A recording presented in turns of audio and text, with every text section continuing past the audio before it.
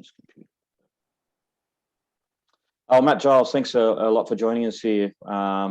Looking forward to having this conversation about your journey and experiences at US College. So we might just work through this little bit of a profile form that we've got put together here. Which high school did you attend, Matt, here in Australia?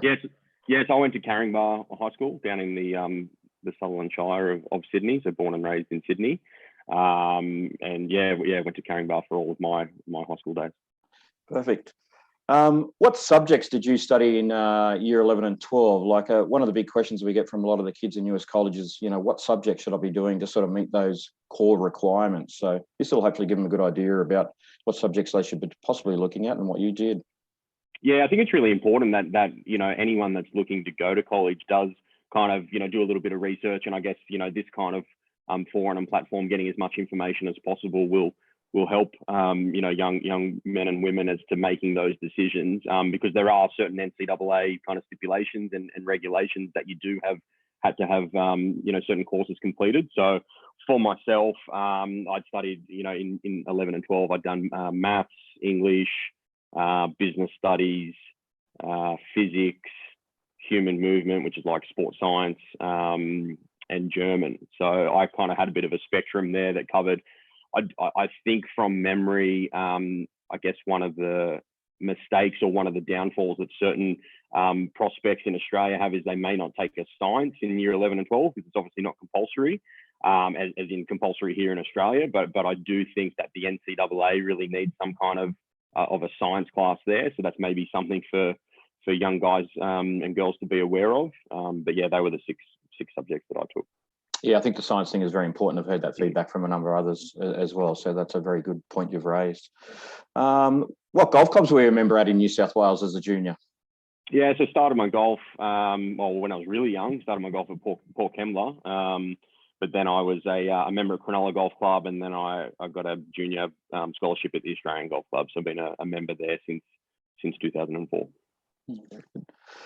What was your handicap, if you remember, before you went off to US College?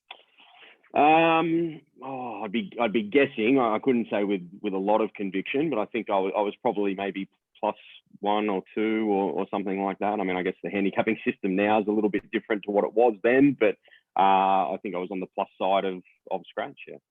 Okay, terrific. What was your highest representative golfing honour in Australia? Did you play for Australia? Was it junior state team? Before I went to college? Yes. You mean? Or yes, before you went to college. Yeah, so I was in New South Wales state teams, Australian junior team. So it would have been the Australian junior team 06 and 07. So I started college in January of 08. So I finished high school at the end of 2007. And I think it would have been 2006 and 2007 that I was in the Aussie junior team. So we played, I think it was called the Claire Higson Trophy then, so Australia versus New Zealand. And then that morphed into the Trans-Tasman, which was kind of a combination of both open men and women and junior boys and girls. And then we had the Junior World Cup, which was in Japan when I went. I'm not sure if that event still exists or not, but that was a teams event as well. So obviously, always an honour when you can put on the green and gold and represent your country. So it was fantastic experience. And on that, did you get to represent Australia while you were over in college? I did. Yeah, I did. I played. I never played an Eisenhower Cup. I think I would have missed. I'm not sure what the years that would have been on, but potentially when I turned pro, I might have missed one there if I was eligible to make the team. But I played I think it was a Four Nations Cup was the name of the event, and we played up in Montreal in Canada. So I think from memory that was maybe Australia, New Zealand, Japan, and Canada. I think a 4 or 6 man team. I think it was a 6-man team. And so played that there, and that was, as I said, anytime, I think, golf being an individual sport, anytime you can play as a team, it's always so enjoyable. And I guess, if you play well and win, which I think we might have done that week, I'm not sure, it's a long while ago now, but always, fantastic to have that camaraderie of your fellow Aussies on a team and enjoy that together. Yeah, fantastic, mate. Can you remember some of your best results, tournament results before you took off to college?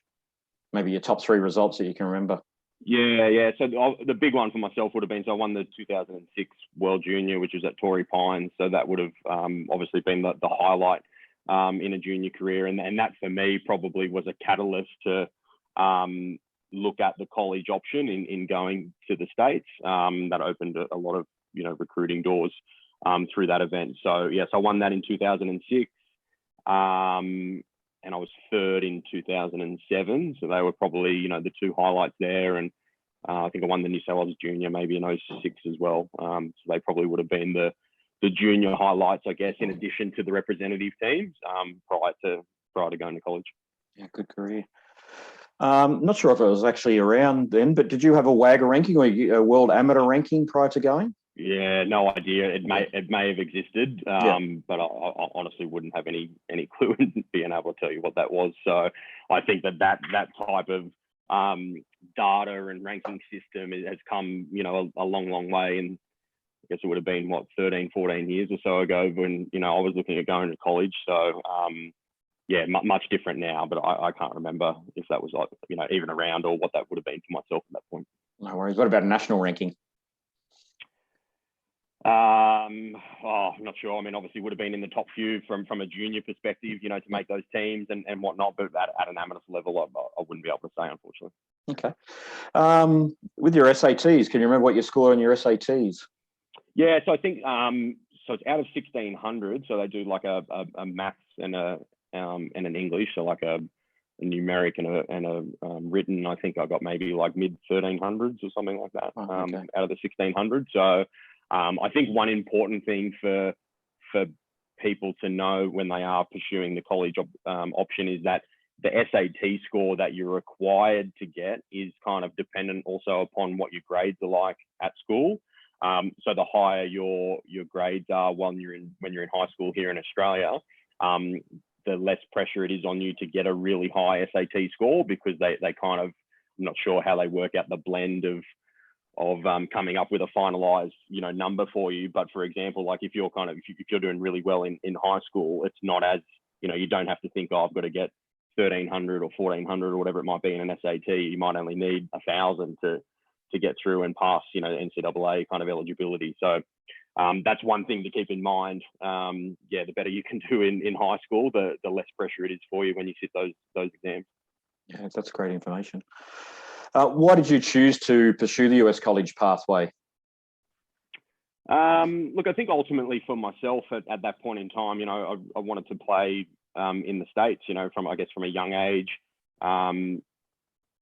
watching the PGA Tour on the TV and thinking, or having aspirations to do and play professional golf at that level. So for myself, wanting to go down the path in America, I naturally thought, well, the collegiate system would be a really good medium to do that, and get the experience of playing golf, day in, day out in the States. Ultimately as well, I think competing against the best, the quality of golf and the depth of golf in the American collegiate system is pretty phenomenal, and I guess if you look at some of the guys that are coming out of college, now or in recent years, and how ready they are to win at the highest level, it shows that it does really provide kids, which they're ultimately, it's their kids, 19, 20, 21 years old, and they're coming out and ready to win on the PGA Tour.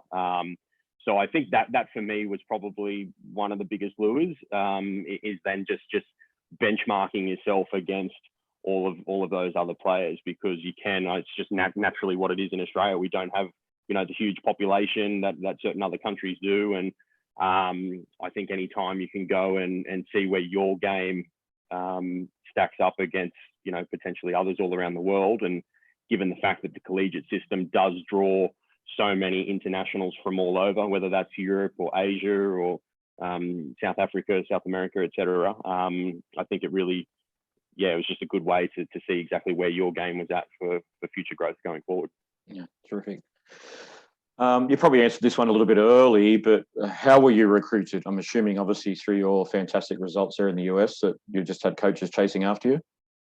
Yeah, so when I won the Junior World in 2006, that obviously opened up a lot of opportunities for certain colleges to look at, and college coaches were reaching out, directly to myself for recruiting purposes there. I think still at that point in time, I was a little unsure as to whether or not I wanted to go to college or not.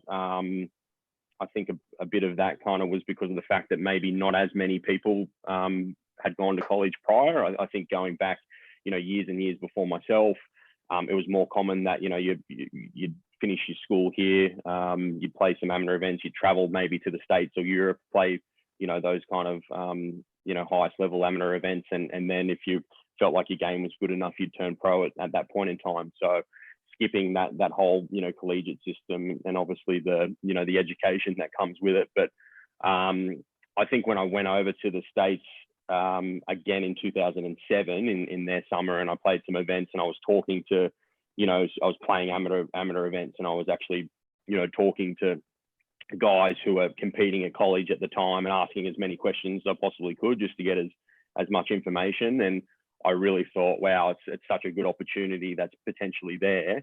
And as I referenced before, if ultimately, if I wanted to play in America, I just thought that, the collegiate system would provide me the best opportunity and the best experience to do that. So it was probably in the summer of 2007, so like June, the American summer, so like June, July of 2007, when I made the decision to go. And which college did you end up going with? Yeah, so I went to University of Southern California, so Trojans, in Los Angeles. There was a few different colleges that I looked at and I was interested in. I wanted to stay on the West Coast. I just thought that was maybe a little bit easier geographically if you did want to, get back to Australia. Weather's probably a little bit better on the West Coast than the East, but I wanted to potentially stay on the West Coast if possible, and the opportunity came up at USC, which is obviously an athletic program and a school with a rich history, both academically and athletically. And I just thought that'd be a really good fit for myself. And throughout the recruitment process, I felt very comfortable with the coach. He was an ex-player himself, played on the what we'd now know as the Corn Ferry Tour, so the secondary tour in the States, and had qualified for a few US Opens himself in a playing career. And that to me was something that I thought was advantageous as well, because he's actually lived and breathed that himself. I think he had status on might have been the Buy.com tour then, or the Nike tour, whatever it was called, but he had status on the secondary tour for 6 or 7 years. So I thought that was really valuable to have someone who's actually had those experiences themselves to try and help and mold you as a player wanting to do that down the track. So yeah, that was probably why I kind of ended up at USC. Other than the sort of the coach and, the location, what other things do you feel are important that guys should be looking at or girls should be looking at when selecting which college to go if they've got options? Well, I think those two are very important, as you said. I mean, I think coach having, the reality is your coach is going to play such a huge role in your development and your ultimately, I guess, enjoyment of college. If there's friction that you have with your coach, you don't see eye to eye, you've got different philosophies on things, obviously that can be a bit taxing, I guess. So I think, trying to, throughout the recruitment process, trying to engage with as many different coaches as possible to get a feeling of, who you kind of, I guess, have some synergies with and who you kind of, see eye to eye with. Location, as you said, is important. I mean, look, the reality is there's certain schools that, for example, if you're up in North, like Michigan or Minnesota, and then there are Aussies that have gone to Minnesota specifically. I think Ben Pisani and maybe Bronson Lacassie went there. But for 4 or so months of the year, you're under snow. So for me, I think, look, if you had the opportunity and it's there and you can do it, if you can go to a place where you can play golf outdoors all year round, I guess that's advantageous, of course, because it is an outdoor sport. But that being said, if that's not there and you do have the opportunity to attend a school where the weather's not quite as good, plenty of these campuses have some amazing indoor facilities, and as obviously time's gone on with technology, everyone's so versed with, TrackMan and simulators and putting tools and aids now. I mean, there's so many things that you can do in an indoor environment to still work on your game. But yeah, I think location-wise is important. ultimately, I think as well to potentially what you're wanting to study and what the school maybe has recognition for in certain subjects. I think, to be candid, the reality is not a lot of people actually make a living playing professional golf. It's an extremely difficult career. And I think if you are intending on going to college, you maybe need to look at it with through the lens of, I'm going to go and get a degree, and potentially see what golf has in store for me after that. You know, you can go and give the professional golf a crack, and if it works out, fantastic. If it doesn't, then what are you going to do going forward? So I think trying to find a school, if possible, that obviously, you know, academically is quite strong and can provide a lot of different opportunities, or a varying spectrum, I guess, of courses that you can study for your career development. The one good thing I must say that probably the US system has that's better than Australia from an academic standpoint here is that, so all your undergrad degrees in the US are 4 years. And basically in your first 2 years, you can just knock out what's called GE subjects, so the general education subjects. And they're kind of a range of topics that are everyone has to study, irrespective of what you major in. So it doesn't matter if you're doing a business degree, a communications degree, a medicine degree, whatever it might be, the GEs, everyone will study. And so you can do that in your first couple of years, and you can also take your electives and work out, okay, I want to study business as an example. So I'll take this class and get a feel for whether I like it or not, and whatnot. And then you just need to declare your major, so your focus, before the start of your third year, so before the start of your junior year. And I think that's a great way that it gives people the opportunity to get some more experience in certain different topics for that extra 2 years, rather than coming out of high school and saying straight away, oh, I'm majoring in X, Y, and Z. Because here in Australia, obviously you finish high school, you get your, it was a UAI when I did it, I think it's ATAR now, or depends on what state you're in, I guess, but you get your number out of 100, and that kind of determines what you can and cannot study and what courses you can get into. But you're effectively making that decision as a 18-year-old or a 17-year-old, I guess, in some circumstances, to say, okay, I'm going to major in business studies or communications, whatever it is, and you're locked into that. So I think that flexibility that the States has there for those extra couple of years is a really good thing. Yeah, you raised some very good points there. What did you end up studying yourself? I studied business. Yeah. So yeah, that was my, but I left early. So I finished high school in November of, so I finished high school in November of 2007. And then rather than waiting, so the traditional US academic year is August through to May. You have your summer break in kind of that May, June, July, August period. Rather than waiting until August of 2008 to start college, I went over straight away and started in January. And especially in golf, the spring semester, so that January through May semester is really the busy period, obviously culminating in the NCAA championships, that May kind of June.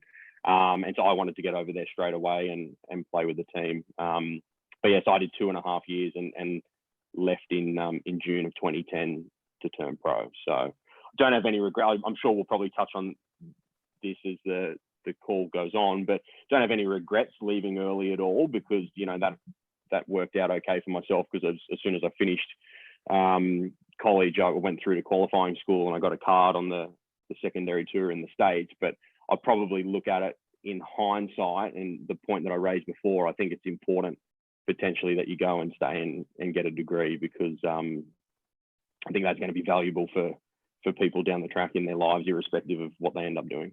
Yeah, good advice. What were your greatest memories as a student athlete?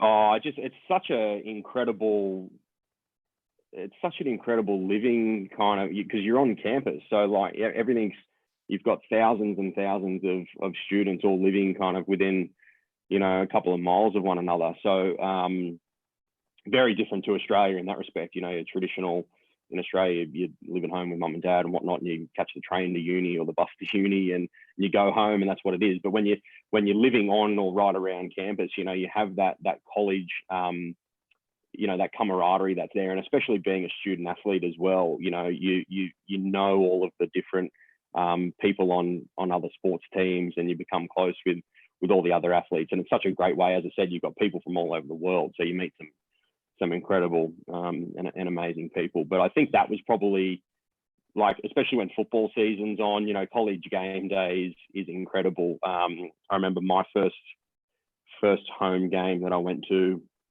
USC was lucky we had a really good football program, and I think we were maybe like number 2 in the country, or number 3 in the country, or something like that at this point, and we were playing another team that was really highly ranked, Ohio State, and we had 98,000 people to the first college football game that I went to. So that's 98,000 people in the stadium, and then there's probably another 50,000 literally tailgating right out the front of the stadium. So that if people could picture MCG on AFL Grand Final day, that's effectively what it was every Saturday in college when the football's on. So they were probably some of the fondest memories, I guess, as a student athlete, and then particularly from a golf standpoint, as I referenced before, competing as a team. And we were lucky that as a team we had a lot of success for the 3 years that I was there, and had a lot of team victories. That's always really, really special, because you've got 4 other guys that you're celebrating with. So we definitely had some fun after victories, that was for sure. So obviously the social and the life experience is pretty amazing, and obviously the school that you went, very busy around that sort of stuff. What did you do in particular to sort of, I guess, manage your time and also manage your focus to keep on improving your golf and get your studies done? How did you?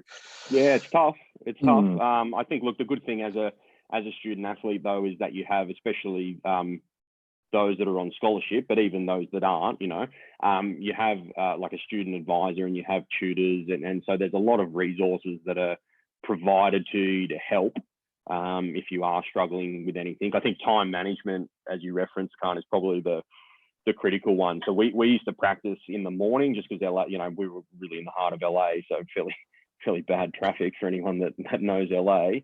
And so we used to practice in the morning. So we didn't have, being located where we were, we had like a short game facility on campus, and we used to actually, so that had like chipping green, putting green, bunker, all those kind of things. But then we used to use like the football practice field and the baseball field as well to do a lot of pitching drills. So we do that. But when we did that on a Tuesday, Thursday, but when we played golf at a course, Monday, Wednesday, Friday, we were traveling all over. So like I had a membership at Riviera. So 4 of the guys on the team had memberships at Riviera, which was just awesome. And then we'd play like LA Country Club, Bel Air, Trump National, which is down in about half an hour south of campus, and lots of other old school courses in LA. So we would always leave, like I'd be up Monday, Wednesday, Friday, definitely by 5:30, kind of on the road at 6. We always said if you got on the freeway at 6 o'clock, you're okay. If it was like 6:15, it was gridlock for whatever reason. So so we'd go practice, and we'd have practice probably until about 12 o'clock. You'd have lunch. I'd go home, have a shower, depending on what was on class-wise, because that obviously did change day to day. But certain times, I'd have classes that wouldn't finish until 9 or 9:30 at night. So by the time you get home after that and you get into bed, you're up as I said again, early in the morning. It becomes a long day. So having that time management there was really important. Obviously, you get in a routine, so you get used to it. But that balance between academics and athletics is tough, and especially probably more so for golf as well, because when you would go and compete at tournaments, you're away for a lot of the times maybe 4 or 5 days, especially for when we went on the East Coast, or when we went to our opening event in the spring was always in Hawaii. So that was a nice one, and you'd try and make that into a holiday as well, which is good. But yeah, we'd be away for let's just call it 4 or 5 days, and so that's sometimes that's effectively a full week of class, right, that you've missed.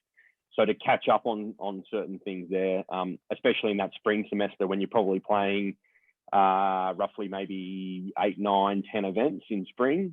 In the fall semester, we only used to play maybe like 4 or 5, so it wasn't as bad then. But that was a challenge in just making sure that you were obviously meeting deadlines with exam papers or assignments and anything like that. But as I said, there was a lot of help that was provided to us to make sure that you were not struggling with anything there, which was really good. Yeah, that's good. Obviously, you had the team had some great results. What individually or personally would you list as some of your, I guess, highlights or achievements, either golf and academically while you're in college? Yeah, so my sophomore year, so second year. So you've got obviously freshman, sophomore, junior, then senior. So sophomore year, which was that 08-09 season, I had a really good year. So I was the first team All-American that year. It's now the Pacific 12 Conference, but it was Pac-10 when I played, and I was Pac-10 Conference Player of the Year that year. I think I was a member of the All Nicholas team and a Ben Hogan Award semi-finalist. So that was definitely my standout year while I was in college. As I said, when I first started, I was an All-American my freshman year as well, but I was only there for the half of the season because I was only there for the one semester. So I only maybe played like 8 or so events that year. And then I battled a bit of a wrist injury actually from that Four Nations Cup that I mentioned before in Montreal. I had a bit of a wrist injury from that event, and I struggled really in the fall of my junior year. I had a decent spring, but I was kind of still getting over that injury. So I didn't play as great in my third year at college, but those achievements that I mentioned in my second year were definitely highlights. And it's funny when you look at some of the players that were also a part of that first team All-American. I think it was guys, it's your Ricky Fowlers, your Harris English, your Russell Henley. I mean, they're just a few that I can think of off the top of my head. But yeah, it's pretty incredible. Some of the guys that were part of that team and what they've been able to do and go on to do in professional golf. So. Yeah, you're talking of the highest pedigree there, NCAA Division I All-American. It's about as high as you can get. You obviously mentioned time management is a very important skill. What were some of the other challenges that you had in college, and how did you eventually overcome these particular challenges? Yeah, as I said, I think that's probably the big one. And then you've got those, you've got your tutors and your student advisors that are there to help. I think for a lot of people, it's maybe a double-edged sword, what I was saying before, where you don't have to declare your major for your first couple of years, and then you do. A lot of people struggle in working out what they want to do because they've had that flexibility to begin. So I hope I'm not conflicting what I'm saying before, but that's the reality, right? So that I think is a challenge for people as well. So working out, I would totally recommend that anyone who does go to college really work with your student advisor to make sure that collaboratively you're mapping out the appropriate path for you to graduate, because there's certain like you've got to take a certain number of units each semester, right? So you take four class, like 16 units a semester. And if you want to graduate on time, as an example, in the 4 years and whatnot, you've really got to work with a student advisor there to make sure that you're ticking off the prerequisite classes in order to get a degree. So they have all of that information that's there for you, which is great. And that's probably something that you do need, because you're not going to know all of that yourself. Challenges, I don't know. I mean, we're pretty lucky. We had a lot of things done for us, which was great. So I don't know if there'd be anything. I mean, you traveled to America. Yeah. You traveled to America a little bit. You obviously, but any homesickness or culture shock for you when you initially got over there? Were you kind of used to it by the time you got there? Yeah, definitely no culture shock or anything like that. As I said, I'd been lucky when I was a junior to travel over to the States, probably for maybe it would have been like the 3 or 4 years, 3 years at least, I guess, 05, 06, 07. And so I had spent a lot of time, and especially in Southern California as well, had spent a lot of time there. So I was kind of accustomed to, or I'd been there enough before to not be shocked with anything, I guess. I guess anytime you're away from family and friends, that's obviously a challenge. But I mean, look at us conversing now. You've got platform, technologies alleviated all of those kind of things where people can stay connected with one another all across the world. So definitely early on, I think that's that's a tough one, because you're away from, as I said, you're away from friends and family, and mum's not there to help, do your cooking and your cleaning and any of those kind of things. So you got to do that yourself. But look, I think that's a great way that college helps you develop as a person, because you are away you're out of your comfort zone. You're not, living at home and those kind of things. So you got to figure it out. You got to work out what to do. And yeah, I guess that's a challenge early on, but nothing that, that no one can handle for sure. I think you're going to raise an interesting point before about the car. So what would you like to indicate there? Yeah, so it probably more so depends on what the school setup is like. So if you went to a university that has its own university course and whatnot, and that's right there either on campus or just off campus, then no need, right? Because everyone gets around. I went through about 7 bikes at school because they kept getting stolen, but everyone just gets around on a push bike and whatnot to and from class. But as I said, because of the fact that we used to travel so much for the golf course and for practice, for my first 12 months or so, it was kind of, always getting lifts off the teammates and having to buy them lunch or something like that for giving me lifts. But I think that's something, for people going over, that really does depend on, as I said, what the situation is with the school and how often you need to travel and those kind of things. But that was kind of a little bit of, I guess, an inconvenience, if nothing else, early on, because especially on weekends, if you wanted to go, do something, you were a little bit at the liberty of what your teammates were doing. And the LA public transport system wasn't the best at that point. So yeah, but anyway, that was only for 12 months or so that's fine. So where are you at now in your sort of career, and how did sort of the US college, maybe provide a platform for that?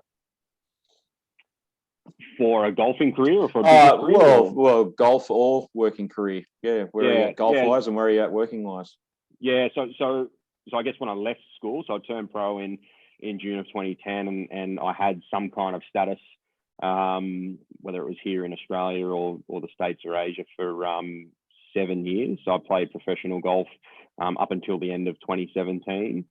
I now work, I went to European Q School at the end of 2017, and I'd already made the decision if I had a full European tour card at that point, I'd continue to play. Anything else, I was done, and I missed over in Spain, and so I came back and figured out what I wanted to do. So I work in financial services now. So I work for a non-bank lender called Resimac, and I'm their product services manager.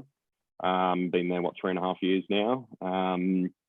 I think the collegiate life definitely, and the experiences that you had through that obviously was fundamental from a golfing standpoint that I had. And so when I first turned pro, I went to Q School and I got my card for the secondary tour for the web.com then, or Nationwide, I guess, I think was the first year.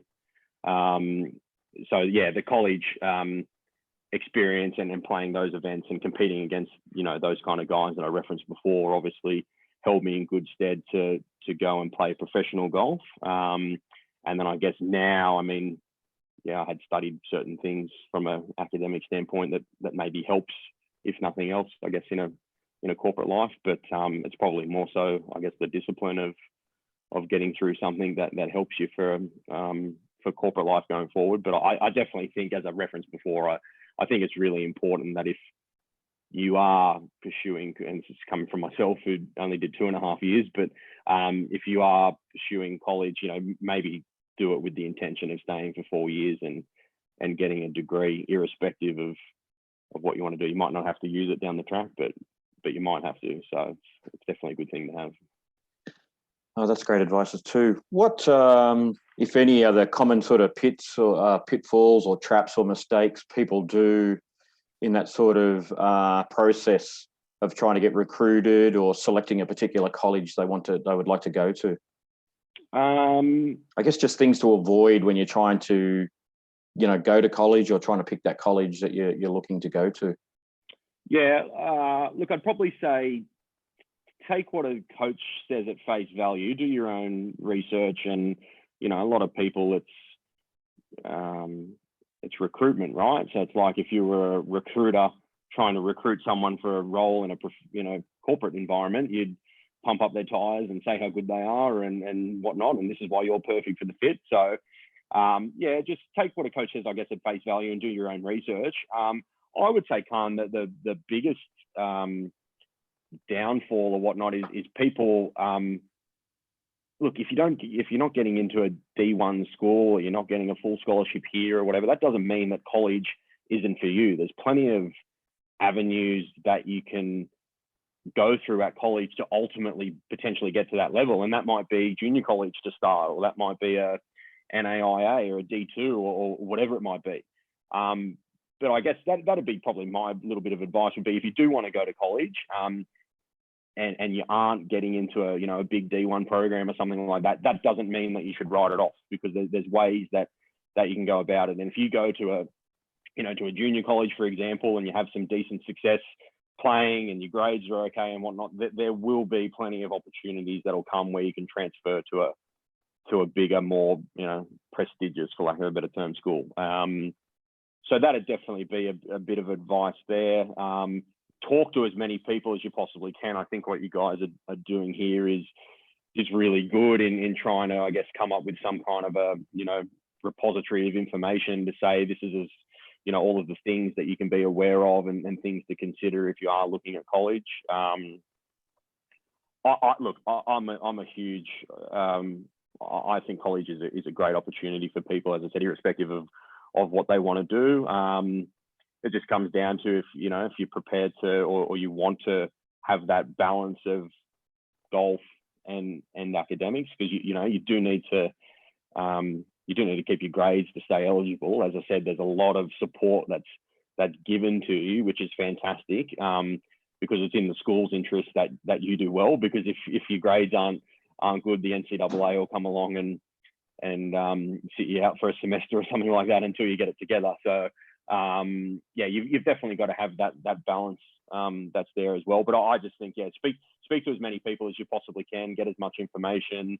As I might have referenced earlier in the call, like when I was looking at going to college, which is now 14, 15 years or so ago, there wasn't that many Australians that had gone to college before me at that point in time. There definitely were some, but it wasn't, I guess, as common as it is now. And I guess that was a little bit of not hesitancy, but that was something, because it's a little bit of the unknown. You kind of think, is that what I want to do? Is that for me? Should I just stay here in Australia, play these events? But I think now there's so many people that have gone and done it. And as I said, anything like this that can provide as much information as possible should hold potential college recruits in good stead going forward. Yeah, great advice, mate. One other one. Obviously, you indicated that it's important that people go to try and get a degree, but I'm sure as a lot of 15, 16-year-olds that are thinking going to college probably have that ambition of wanting to be a tour player, and that's probably why they're going, to get those competitive experiences and hard. And as what you said, get used to sort of golf in the American environment. If you could go back to your sort of 16-year-old self and say, to give some advice to Matt Giles, what he knows now when he was back as a 16-year-old, or any other 15 or 16-year-old now that is wanting to pursue a professional career, what advice would you tell them? What's the important things that they need to be doing right now at that age, or even in the coming years? What are the must-dos, must they be doing to give themselves? For people going to college, or for people looking at going to college? Well, I guess people that are considering going to US college, but just 15, 16-year-olds just in general that are aspiring one day to become a tour pro like you did. Obviously, you went through the college pathway to help you achieve that goal. But if you're a junior golfer in that, that 15, 16 and, those years, what do you kind of need to start doing now? What are the important things that you need to start doing to set yourself up to give yourself your greatest chance to achieve that particular goal?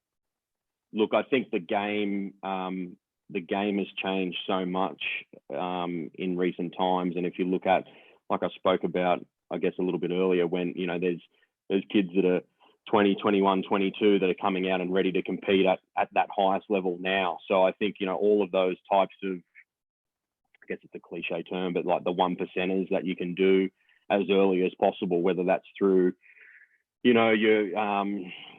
gym work. So, from a physical standpoint, nutrition, if people want to work with psychology or something like that. I mean, golf's very individual. So what works for one person might not obviously work for another, of course. I think that's probably a good thing as well, is maybe, having a group of people and maybe, a smaller group of people that you trust with the utmost confidence, and you listen to their opinion and get their guidance, and use that as a catalyst for your actions going forward. I mean, the reality is everyone's got an opinion on what you should and shouldn't do. So you probably need to filter that out a little bit.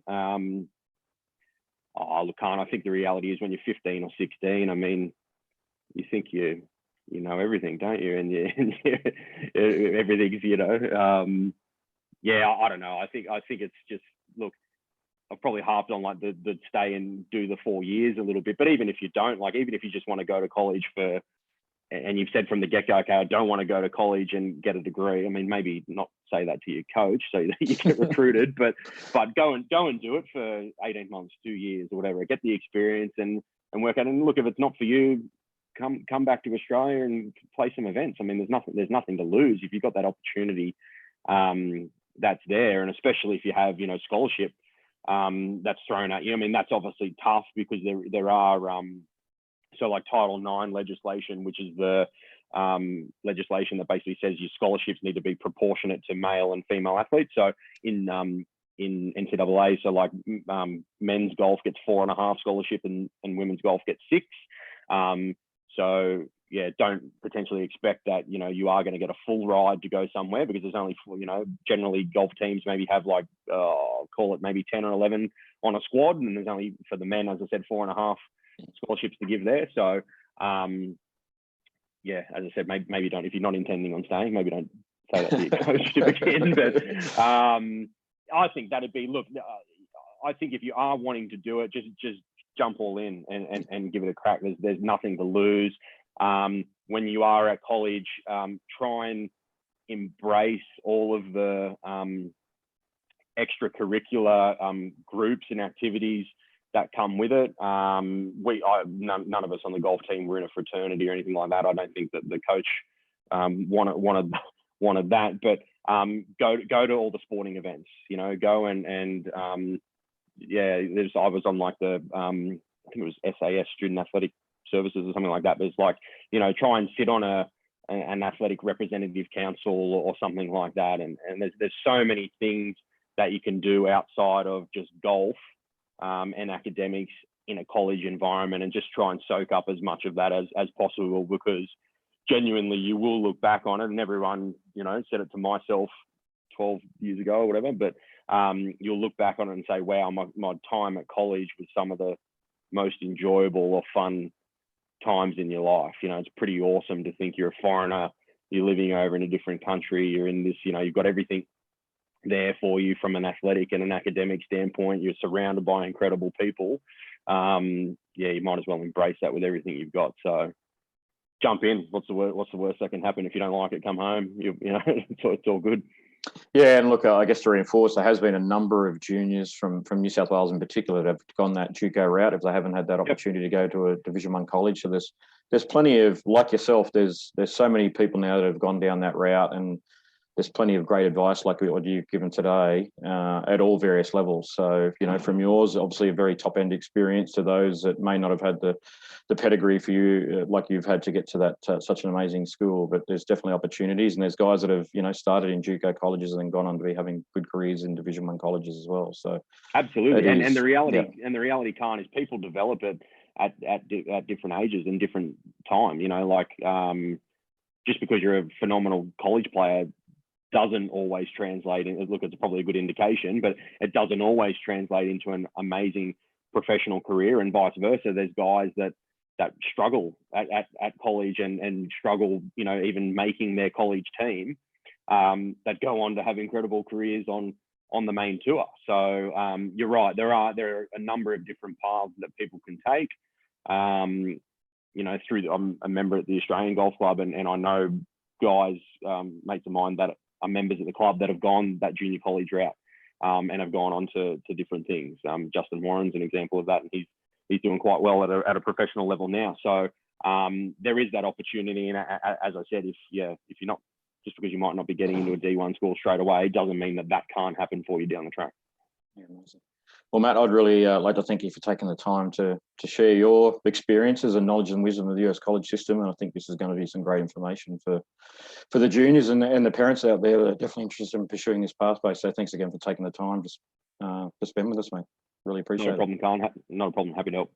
Thanks, buddy.